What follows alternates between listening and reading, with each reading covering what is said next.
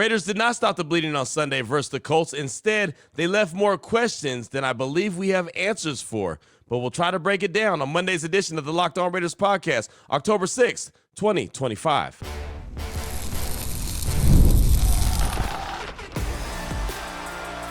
You are Locked On Raiders, your daily Las Vegas Raiders podcast. Part of the Locked On Podcast Network, your team every day.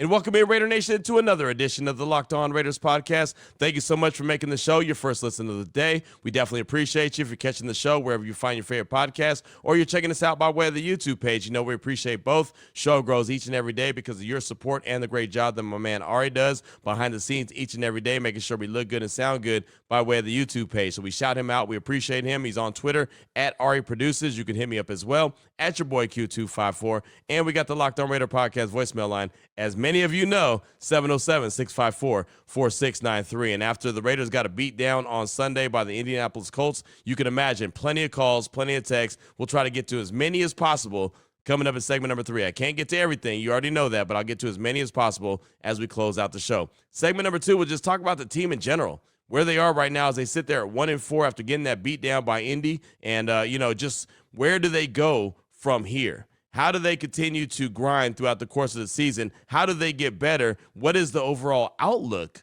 of this team? What is the goal of this team in 2025? Does not feel good right now as they sit there in 1-4. We'll talk about that segment number 2. Here in segment number 1, news and notes of the day. After a game, I always like to talk about the game flow, how it all shook out, kind of what happened. And if you look at a score and it's 40-6, you already know what happened was a beatdown. We'll jump right into that after I tell you about the title sponsor of the show, which is Mazda. Like the players, Mazda sweats every detail. When you make every move count, pulling off the unexpected is only the beginning. Stay tuned later for highlights in this week's Moving the Game Forward. Mazda, move and be moved. So let's go ahead and jump right into it. The Raiders got whooped. There's no other way to put it. They got whooped 40-6. Watching that game and the way it unraveled, I just thought, wow, this got away from the Raiders really quickly. No Brock Bowers, no Big Mike. We know that, but really there's no excuse for the Raiders to get whooped the way that they did by Indianapolis. And I know that they're a good team.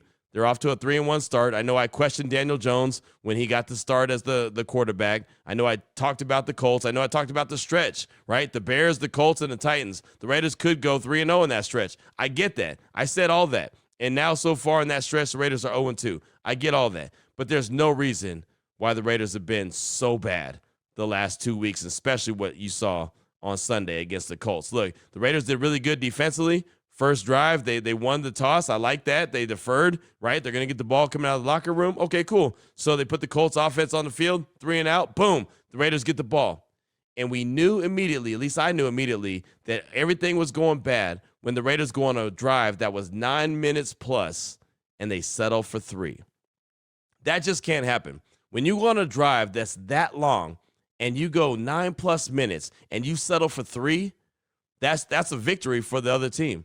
And I immediately said it. I was hanging out with my guy Vegas Jess, and I said, that's a win for Indianapolis. Yeah, I know the Raiders scored, but that is an absolute win. You cannot go that long, have that kind of drive, put your will on another team, and only settle for 3. And, Geno takes a sack, 11-yard loss, ends up taking a field goal. Like these kind of little small things, I always say dotting the I's and crossing the T's. Those kind of things the Raiders weren't able to do on Sunday, and it got away from them quickly. They scored early in the game, and then they scored late in the game. Only scores, never got into the end zone. Unacceptable. It just can't happen. It makes me wonder what direction this team is actually going. Geno Smith on the day, 25 for 36, 228 yards, 2 interceptions. He took 4 sacks. 1 interception, the ball was tipped, and it batted up into the air and turned into an interception. It probably should have been a penalty on the Colts, but they didn't get called for it, and that's just how it goes sometimes. But still, another couple of turnovers for the Raiders, and now Geno Smith has 9 interceptions on the season. I said on Friday, my keys to victory, you have to win the turnover battle. The Raiders did not. They didn't win the turnover battle. And then on top of that, they suffered more injuries, right? They go to punt the ball, and Ian Thomas completely whiffs on his block attempt, and A.J. Cole gets hurt, right? He gets his punt blocked, and he gets hurt. So who knows what's going to happen with with A.J. Cole moving forward. He did come back in later in the game to try to hold for a field goal attempt for Daniel Carlson that was 57 yards. That was missed right before halftime, but you can see Daniel Carlson after the game just limping into the locker room. Did not look good. So it just seems like it went from bad to worse, right? Ashton Genty, 14 carries, 67 yards. He had 5 catches for 42 yards. He looked good. In the limited time that he was out there, looked good. And at some point in the game, I was like, I told my guy Vegas Jess, I was like, why is Genty in the game? Why is Max in the game? Why is Gino in the game? Get these guys out. There's no reason at this point in the game. It was already a foregone conclusion that the Raiders were going to lose. It just was a really bad performance. Trey Tucker, 4 catches for 62 yards, but never was able to get into the end zone. This Raiders team, after this game on Sunday against the Colts, looks way worse than I thought they were going to be. It really does. It's no way that you can dance it up. There's no way you could dress it up. There's no way you could put lipstick on a pig and think it's going to be any better. It just does not look like a very good product. And I'll tell you this, I said it before the season, I didn't think there was going to be a time when a Pete Carroll team was going to get blown out and look bad and look like they weren't even out there competing, but that's what they look like on Sunday. And they look like that against the Commanders as well. But we all chalked it up to, oh, well, it was a short week. It was traveling across, the country. It was going from west to east. It was a time zone change. The Raiders played on Monday night. The Commanders had all this time off. Like, we made every excuse for them on that game against the Commanders in week 2, or week 3, I should say. But ultimately, they're just not a very good team. And that's the biggest problem. So when we talk to Pete Carroll today, that's what we have to get to the bottom of. Like, what are the Raiders doing now? What are they doing moving forward as a 1-4 team? I mean, they did a good job, I thought, for trying to slow down Jonathan Taylor, the Colts running back for the most part. Like, he had 17 carries for 66 yards, but he did have 3 touchdowns. But at some point, it was like the floodgates were open, so it didn't even matter. It just was a terrible performance. And at some point, you were just hoping that they would get to the end. That's how I felt. I was just waiting for the clock to run. Just go. Just get to 0-0-0, and the game could be over. 40-6, the Raiders caused 0 turnovers. The Colts had 2. It was just really bad performance. I know there was a time when Pete Carroll was thinking about putting Kenny Pickett in, and I know a lot of people have been talking about, put Kenny Pickett in. There's got to be someone. Geno Smith, this whole experiment is over. Honestly, and I've said it before, there's nothing to get excited about. Kenny Pickett's not going to come in and save the day.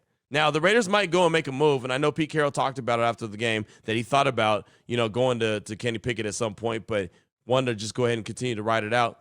There's not some secret sauce that you're going to all of a sudden hit and say, oh, that's going to make everything better. That's the reality of it is the Raiders are not a very good team, and that's unfortunate. Again, I thought that they looked at this team. I thought that they diagnosed it as, okay, a team that's got, some issues, but they also have some players that can help get them over the top. But what I saw on Sunday and what I saw, against the Bears, the way that they lost that game, and what I saw the week before that, I mean, look, they're riding a 4-game losing streak. What I've seen ever since they won in week 1 is a lot of bad football. You cannot say it any better. It's just bad football. And that's unfortunate. And now, how do they fix that? How does Pete Carroll, a.k.a. Bob the Builder, how does he go about fixing that? That's the question that he's got to answer. And that's the question that we'll ask, right? I'm trying to think of it in my mind right now. How do we ask the question to Pete Carroll today? Like, is this job bigger than what you thought it was, right? And that's not going to be the way I word it. But it's like, is this what you thought it was when you looked at the roster? Did you think that they would be this, not competitive in a game? There's no way this team should be so bad. It seems like ever since the week 1 victory against the Patriots, they've taken a step back, right? And that's not okay. That's not okay at all. But that's where they are, and they're sitting there at 1-4. And now they got the Tennessee Titans coming in, who just picked up a victory over the Cardinals. Which, okay, they're still not a very good team, so it's going to be 1-4 versus 1-4. Not the Raiders easily could win that game on Sunday. They easily could lose it too. But with that being said, does that mean that they're a better team? No. There's so many questions about this team. And like I said, there's more questions than I have answers. You'll hear from head coach Pete Carroll coming up in segment number 2. Plus, we'll talk more in depth about this team, where they are, where they sit. We'll do that coming up. Segment number 2 of today's Locked On Raiders podcast. Before we get to that, though, I do want to tell you about a couple great sponsors that we have here on the show, including Square, your favorite neighborhood spots run on Square. There are certain businesses that make the neighborhood the neighborhood. These are the places that become an extension of home. Whether it's a sports bar dedicated to your team's fan base, a spot with the best wings in town for game day, or that beloved local chain that's been rooted in your community for years. These businesses are what bring people together. When neighborhood businesses thrive, the whole neighborhood thrives. And I'll tell you right now, we've got a couple that I like to focus in on here on the show, including Area 15 and Breeze Daiquiri Bar Link. Both places, fantastic. Both places, whenever people come to town, I say, hey, you want to go here or you want to go there? There's not too many options that I give too many people because, again, I never know what people want to do. But I do know if you go to one of those two spots, you're always going to enjoy your time. That is the good thing about Area 15 and obviously also the Breeze Daiquiri Bar Link. Both of those places I really, really enjoy. And, of course, you're giving back to the local community. And, there's a lot here in town to do, but there's a certain few spots that you feel like, okay, when I go there, they'll actually know my name. They know who I am. It's not just like, oh, this is another tourist coming through town. Oh, this is another guy. No, it's just, this is a place that makes it personal. They enjoy you coming through, and they remember what you want, everything. So it's always some of the places that I enjoy to go to. So those are just a couple places. Whenever people hit me up and it's like, hey, Q, where should we go? That's what I always tell them. Square is a proud partner of more than 4 million neighborhood businesses around the world. You can go to square.com/go/LockedOnNFL to learn more. But before you do, go support your favorite neighborhood spot. You'll be happy that you did. Square, see you in the neighborhood. I also want to tell you about Mazda, moving the game forward. For those who believe it's not just about playing the game, it's about redefining it. There are moments that do more than put points on the board. They move crowds, move culture, and keep the game moving forward. This week's moment that moved the game forward, I have to go ahead and say, I guess I'll give it to Ashton Genty. I don't really know. When you lose 40-6, it's hard to talk about moving the game forward. But I think with what Ashton's been able to do the last couple of weeks, getting back to his original stance that he had when he was at Boise State, the Michael Myers, the Halloween, whatever you want to call it, I feel like that is really moving the game forward. And it seems like he's more comfortable in what he's doing, and you're seeing him out there have a lot of success, whether it's in the run game or the passing game. He was able to do both on Sunday, and it's going to be needed. Don't know when Brock Bowers is going to get back. Not sure when Michael Myers is going to get back. So the Raiders definitely needed Ashton Genty to be not only a good running back, but also a good guy catching the ball out of the backfield. So I'll go ahead and say that he was the guy that kept moving the game forward with his ability. And he's continuing to round into form. Whoever said that, oh, he's not this guy, he's not a difference maker, yeah, guess what? They're wrong. He is that guy. When you follow what moves you, the unexpected is only the beginning. Just like there's more to every highlight, there's more to a Mazda vehicle. Mazda, move and be moved.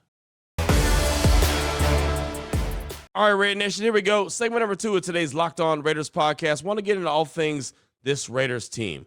They're sitting there at 1-4 after a 40-6 beatdown by way of the Colts. Now they're going to be welcoming the Tennessee Titans into Allegiant Stadium coming up on Sunday, and that's a game that we all looked at and said, okay, that's probably a win. And they pulled out a crazy victory at the end of the game against the Cardinals, so now they have a win on the season. Still don't think that they're a very good team. Think Cam Ward, the rookie quarterback, is still trying to figure things out. But with that being said, does it really matter?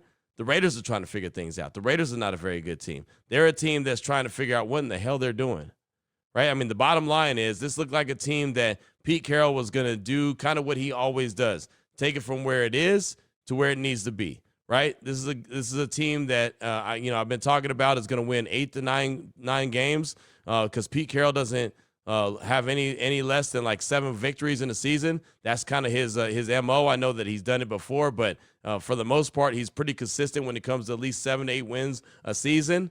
And at this stage of the game, when you're 1-4 and you take the L's the way that they're taking them, it doesn't feel like you're going to win those 8 games, right? I was talking about trying to get to 8 wins, or not 4 wins, I should say, before the bye week, right? Which the bye week's coming up after Kansas City, which is week 7. And I thought that they were going to get to 4 wins because I saw this stretch, again, with the Bears, the Colts, and the Titans. Okay, that's a 3-game winning streak right there.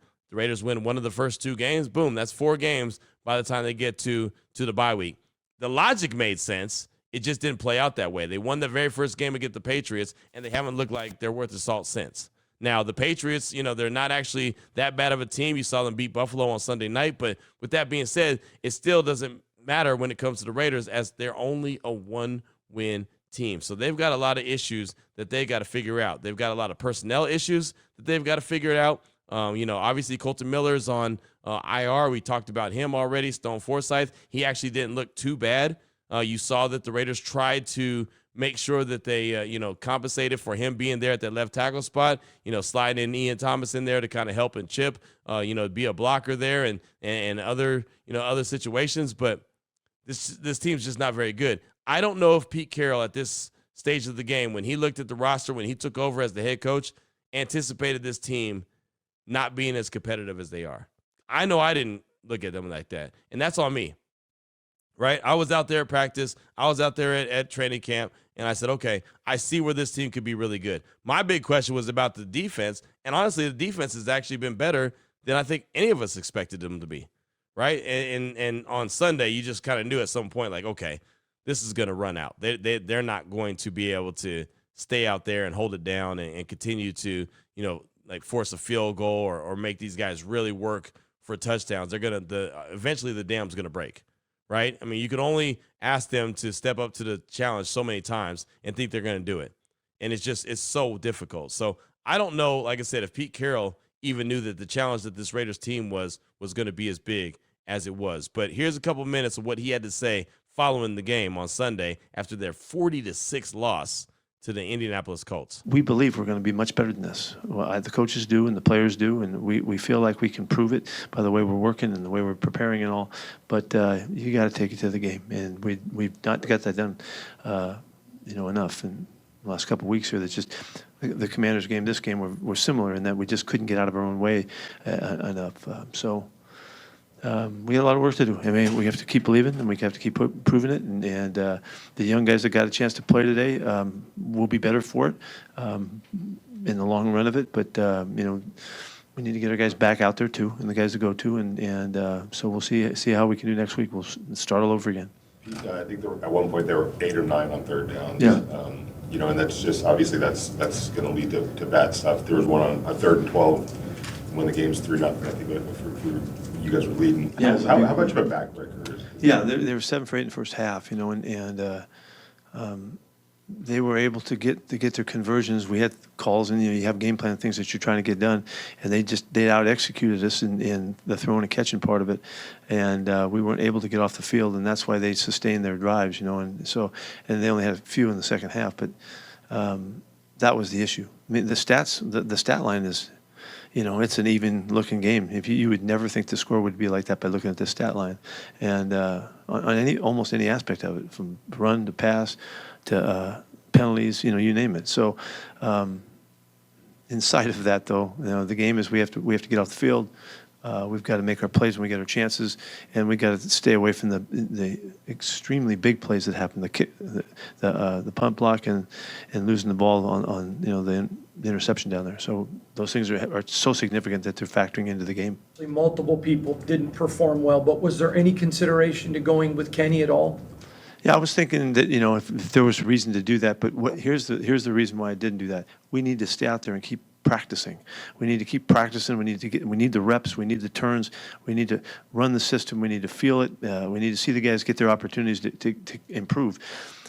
It's not like a big change. I thought about it, because there was a chance to do that. It's the same thing with Max. I was going to get Max out of there, and I'm fighting with him. He wants to play, but that's normal. But that's not what's necessary. We need to get better and get right. So these are the games that we're working on, and these are the games we have to learn from and grow from, so that we can change the course of the way things are going. And there's nobody in there that doesn't feel like that.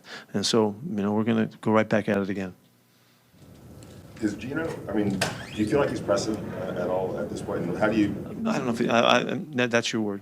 I think it's hard. Yeah, I think it's been hard. It hasn't been easy.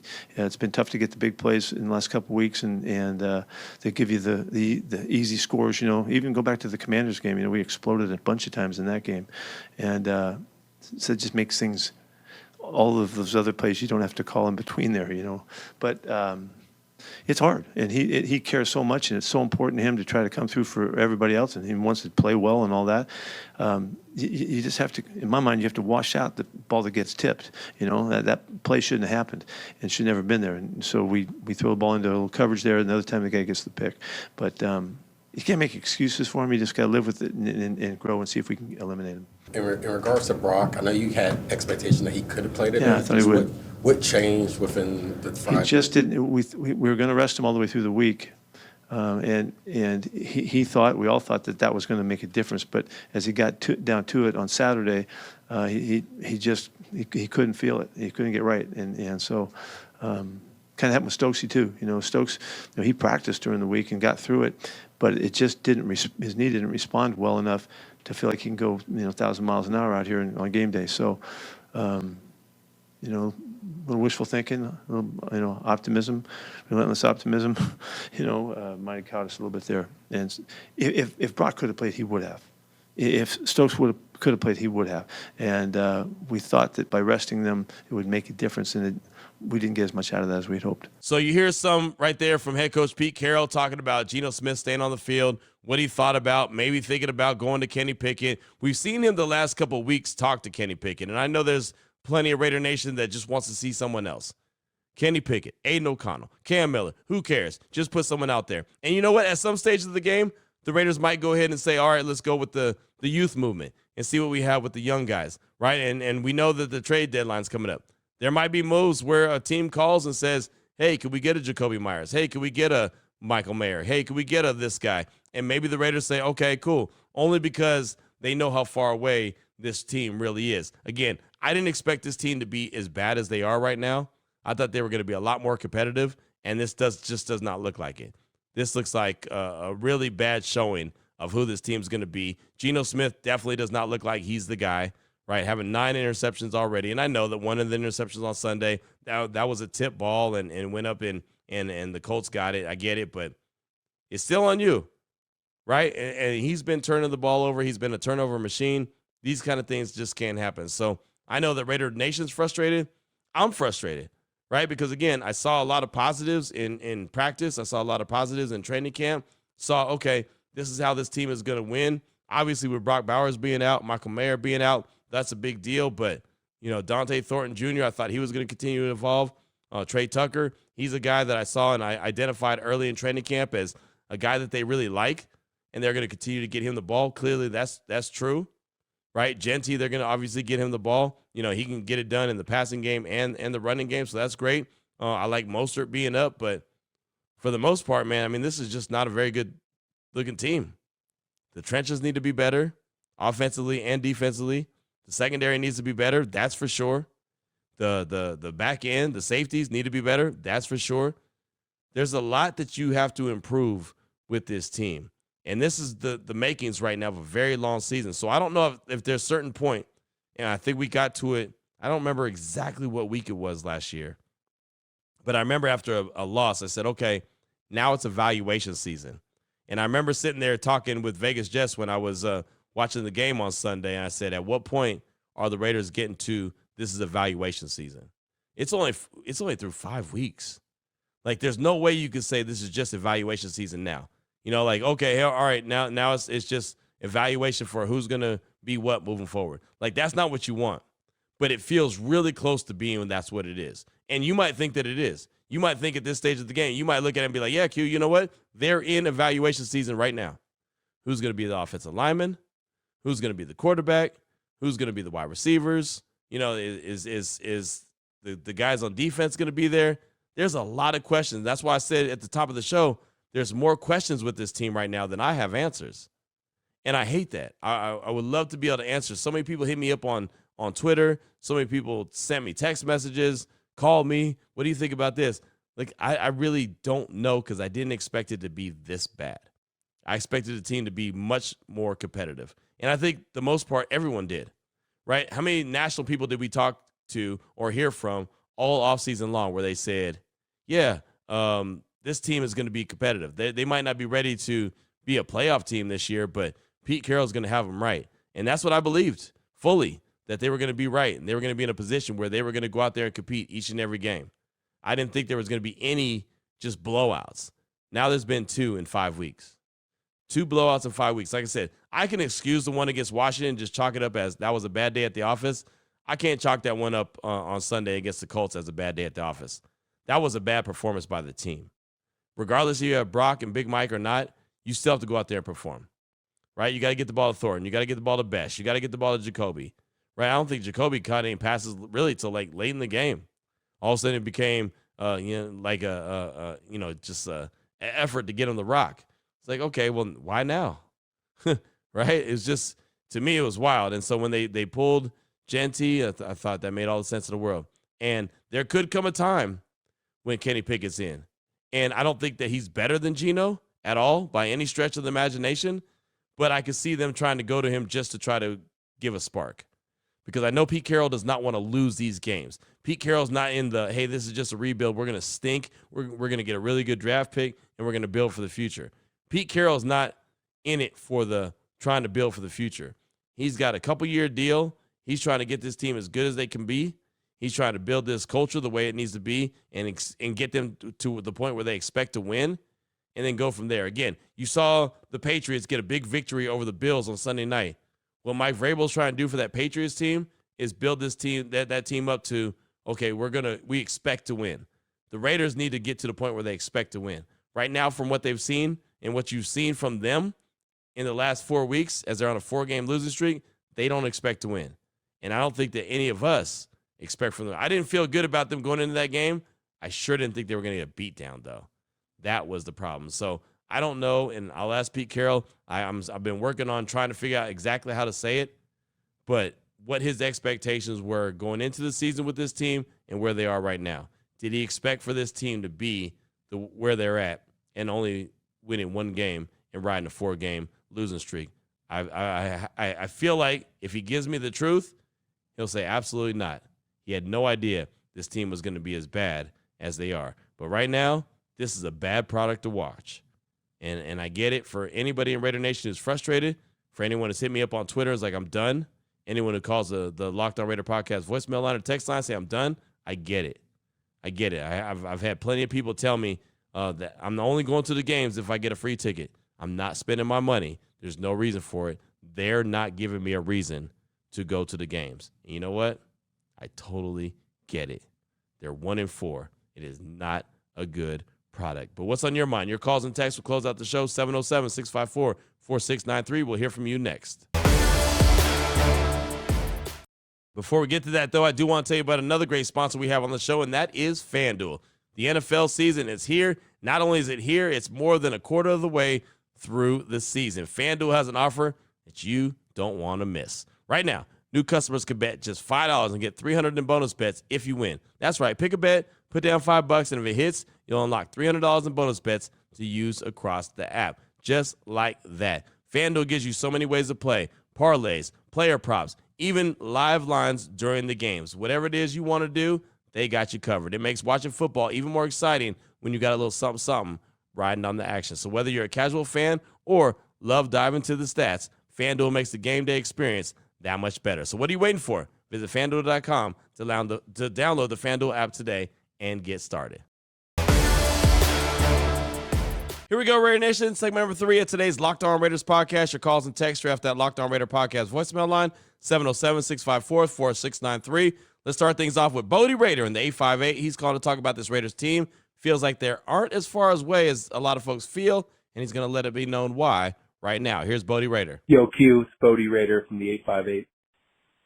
First of all, I want to apologize to you and to all the other Raider YouTubers, podcasters for having to make a living off a team that most of them love, that just year after year just doesn't show up and always underperforms for the most part. And to be honest, like at some point we got to be responsible as men and as fans, because how bad is this for so many people's mental health? It just, it's tough on people. And I know I, for one, am taking a break. I'm stepping back. There's just no reason to put all my heart into this team. There's no reason to lose my entire Sunday when I could be doing something for my family or with my family. But what I will say is this. From one perspective, we are a quarterback away. because if you just look at our team, if we had even an average quarterback that had only thrown 3 interceptions at this time of the season, we're probably have 2 to 3 more wins than we do now. And the 2 games we didn't lose, we would have been in, and we would have been on the track. So I'm not, as I take a step back, my final words for a while are, number 1, stay with this regime. Number 2, play Kenny Pickett and see if there's anything that we could develop out of him. And number 3, use the rest of the season to develop for the draft and for free agency. And, with another year in the system, if we can keep all of our coaches and we have the right quarterback next year, then we are going to be competitive. And then in Pete's 3rd year, we'll have a chance to do something special. And that's really what most people thought about us at the beginning of the season. But I will say at the same time, we're severely underperforming. And it's really a lot. You can't shy the blame away from Geno, and you can't shy away from Pete Carroll for keeping Geno in the game this long. There's no reason that Kenny Pickett didn't finish the whole 4th quarter. There's zero reason to keep Geno, and he's broken. And like I told you already, Q, you better tell Pete Carroll to take that inner game of tennis book and tell Geno to go stay home and read that shit for a couple weeks. Because it's ridiculous. If Pete Carroll's the best mindset guy in the NFL, why can't he fix Geno? So anyway, that's all I got. I'm taking a step back. God bless you for doing what you do for Raider Nation. I'll always be a fan, but I don't need to waste my Sundays on a product that is predictably disappointing. So you keep doing you, man, and we so appreciate you. Bodie Raider out. Bodie, thanks so much for the call. Appreciate you, my man. And yeah, getting the quarterback positions right? That's always going to be the biggest key. If you don't have a quarterback, you don't have the right guy. And obviously the Raiders went out, made the move. They traded a 3rd-round pick for Geno Smith, making him the guy, giving him an opportunity to have his own team. He's not sitting in Russell Wilson's shadow. And so far it hasn't worked out. It worked out in week 1. Ever since then, not so much. So he seems like a guy right now that's broken, and he's got to figure out a way to get fixed. Right. And we'll ask, Pete Carroll about that today. Like, how do you fix Geno Smith? Because he does seem like a guy who's currently broken. But thanks so much for the call. Definitely appreciate you. Up next, got a text from Air Raid Vic. Q, Air Raid Vic from the 210. Can we please start to blame Chip and his inability to adapt to offense to his players? He was unable to do that at Ohio State. They just had more talent in the championship. Unable to do anything at UCLA for 5 painful years. Unable with the 49ers and the Eagles. Mariota in Oregon was a long time ago. He's incapable of a short yardage plan, quarterback sneak, or pistol handoffs. He has to go. I blame Geno and Pete Carroll as well, but Chip is irrelevant and outdated. Yes, I'm bitter, but will always be Raider for life. That's Air Raid Vic. Thanks for the text. Appreciate you. Honestly, I don't put Sunday's loss on Chip. I really don't. I think he did a really good job of making up for the fact that Brock Bowers was out, Big Mike was out, Colton Miller was out, passing the ball to Ashton Genty out of the backfield. I thought that made sense. Something we've all been talking about. Genty had a good game and limited amount of snaps. I thought he did a really good job. Just the defense was on the field too long. The offense made critical mistakes at certain times. They had sacks. They had penalties. Got them in bad situations. They went on a 9-minute drive to start the game and only ended up with the 3 points. Like that's when you knew it was going to be bad. When they had that, you knew it was going to be a problem. They went that whole drive. Right, they got a 3-and-out defensively. They did a great job defensively. Then also they went on a 9-minute drive and only got 3 points. You knew it was going to be a long day at the office when they did that. But thanks for the text. I definitely appreciate you. Up next, got a call from Ringside Raider. He's calling to talk about this Raiders team. Head coach Pete Carroll and Geno Smith also gets into the conversation about next week, and head coach Pete Carroll and John Spytek as a team. Here he is, Ringside Raider. Hello, Q, Ringside Raider here. First of all, you and Ari are doing a wonderful job on the podcast, but I am thoroughly disgusted with this team. I've been following the Raiders since 1970, and I will be 61 years old at the end of the month. My birthday's on the 28th. But I don't know what the hell we've got here. I figured with Pete Carroll being 74 years old, he'd bring in an experienced quarterback that knew what he was doing, and we would have a much better season. And I know our season isn't over, but we should have won the Chicago game, and we played absolutely disgustingly horrible against the Indianapolis Colts. If we can't beat Tennessee next week, there is something wrong. And I wonder what John Spytek and Pete Carroll are going to do to fix this. Now, I realize we have injuries. Brock Bowers is out, Michael Mayer is out, Colton Miller is out. I understand all that. But only putting up 6 points against the Colts today, that's unacceptable. And we got Tennessee, who we should beat, and then we got to go to Arrowhead. Patrick Mahomes and company's got to be licking their chops. Now, I understand they're going to play Jacksonville on Monday, but my God, I thought this would be a much better season than what it's turning out to be. I'm beginning to think this is another lost season.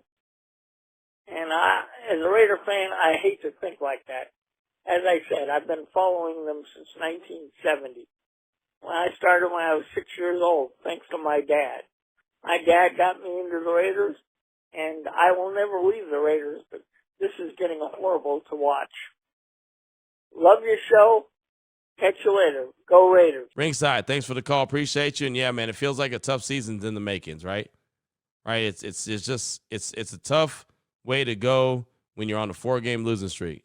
It's tough when, we're talking about, hey, they're going to be competitive. They're going to fight. Pete Carroll wins all these games. He's talking about winning double-digit games and trying to get to the playoffs, and that's all he knows. And then all of a sudden you're on a 4-game losing streak, and you look so bad doing it. That's the problem. If they didn't look so bad doing it, if it was a really competitive game against the Colts, that'd be one thing. But they got shellacked, 40-6. That's just painful.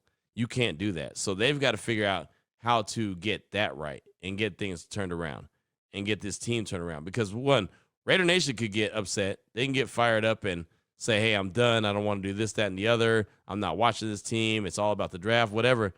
But you have to keep those players locked in. When those players stop, believing in what they're talking about, that's when it's over. So if those players don't believe in the head coach anymore and they don't believe in the coaching staff in general, then you're in trouble. So that's what you have to try to avoid. But thanks for the call. Definitely appreciate you. Just got time for a couple more texts from Ant Dog. He says, yo, Q, Ant Dog Raider from the ATL. Not much that I can say that hasn't already been said. I got 3 words. Time for Pickett. Keep up the great work in this tough time, my guy, through the good and bad. Raiders. That's Ant Dog in the ATL. Thanks for the text. I don't know what Kenny Pickett's going to do at this stage of the game. They might go to him, and that might be, and Pete Carroll talked about it. Yeah, I thought about going to him, but I just didn't do it. They could go to him. I just don't know what you're expecting to see. Kenny Pickett's not better than Geno Smith. Kenny Pickett hasn't been around the team very long. Kenny Pickett's trying to learn the offense under Chip Kelly. Like, there's so many things to try to figure out. I don't think he'll be that much better. But, again, when you're 1-4 and you're trying to stop the bleeding, I guess you can do anything. I was actually surprised that Kenny Pickett at some point didn't go into the game on Sunday just because they were getting beat so bad, just to kind of relieve Geno and give him a break. But they didn't do it. They didn't make the call. And based off what Pete Carroll said last week when we talked to him, I want to say it was like on Wednesday last week, to me it doesn't feel like that they're anywhere close to switching out the quarterback. But, again, maybe things will change. We'll ask him about that, obviously, today when we get to talk to him as well. We'll close things out with a call from Mikey the Barber in Sacramento. He's calling during the game about what he's seeing, and it's Mikey, so he's always going to be fired up. Here's Mikey the Barber. Q, my guy. What's up, man? It's Mikey the Barber. Calling on my birthday, my 44th trip around the sun, man, and I'm hoping that these Raiders are going to give me a win, but as soon as I turned the TV on, I seen them fools get a block. The Colts got a blocked punt and scored with that run by Jonathan Taylor, man. And it's like, I don't know what's going to happen today, but from what I see already after them just roughing the kicker right now, like, bro, it's already looking like a complete storm. Straight basura. Yo, I'm going to just start saying that we're tanking just so they'll win some games, man. Like, just watching these guys play piss poor football, dude. The defense held their own, during that red zone. They did a valiant effort, man. I'm gonna give them props, but like they still let them score on them, But like, bro, this is unacceptable. Unacceptable. Commitment to excellence, my ass. This is pissing me off, man. Like, I don't know, like, I don't know, man. It's messing with me, man. Man, whatever happens today, you know, I'm not gonna get my hopes up about this year, man. Let's just tank, man. Let's get a quarterback. Raider Nation, I'm out. Mikey, thanks for the call. Appreciate you, my man. Happy birthday off top. Unfortunately, the Raiders didn't give you a really good happy birthday as they got beat down by the Indianapolis Colts. But, you know, they got to find a way to get it together. They got to find a way to come together. They got to find a way to stop the bleeding. That's what we've been talking about for the last few weeks, right? They're on a 4-game losing streak. That's what you can't do, right? You're one of the worst teams in the league right now. That's reality, right? I mean, the Giants have won a game. Now the Titans have won a game. Saints won a game, right? I mean, you're one of the worst teams in the league right now, sitting there at 1-4. You've got to find a way to get a lot better. And I think that the Raiders have more talent than some of those teams that I just mentioned, but it's not coming together. And they've got to figure out why it's not coming together and how they can make it come together. This is an embarrassment right now, and Raider Nation is not going to want to ride throughout the course of this season like this if the product's going to look like this. And there could be questions coming up before the trade deadline, right? There's going to be teams that call out and reach out to the Raiders and reach out to John Spytek and say, hey, is this guy available? Is this guy available? Hey, we'll give you this for that. Is this guy like that's a real possibility. So you can see some of your really good favorite players possibly traded off based off of what happens the rest of the way and other teams calling in making offers. I'm just saying, I'm not saying it's going to happen. Not saying that I want it to happen. I'm just saying that there's going to be teams that call and ask for certain players, see if they're available based off the fact that the Raiders aren't winning anyway with them, and maybe you can give some extra draft capital. I'm just throwing it out there. We'll see what happens, but they've got to find a way to stop the bleeding. So, Mikey, thanks so much for the call. Definitely appreciate you. Got a text from Mountaineer Raider. We'll get to that on tomorrow. Got some more calls we'll get to as well. We'll hear from head coach Pete Carroll later on this morning around 11 o'clock this afternoon. We'll definitely, whatever he has to say that is, I think that it means a whole lot, we'll bring to the show as well. And, of course, we'll have news and notes like we always do. So until tomorrow, Raider Nation, definitely appreciate you rocking with us. Sorry that the Raiders are on a 4-game losing streak. It really stinks. Wish they'd be playing a lot better, but unfortunately, they're not. But we'll be here each and every day regardless. Win, lose, or tie, that's how we ride, right? So until tomorrow, Raider Nation, take care of yourself, take care of your family, love on your family. Most importantly, as always, just win, baby.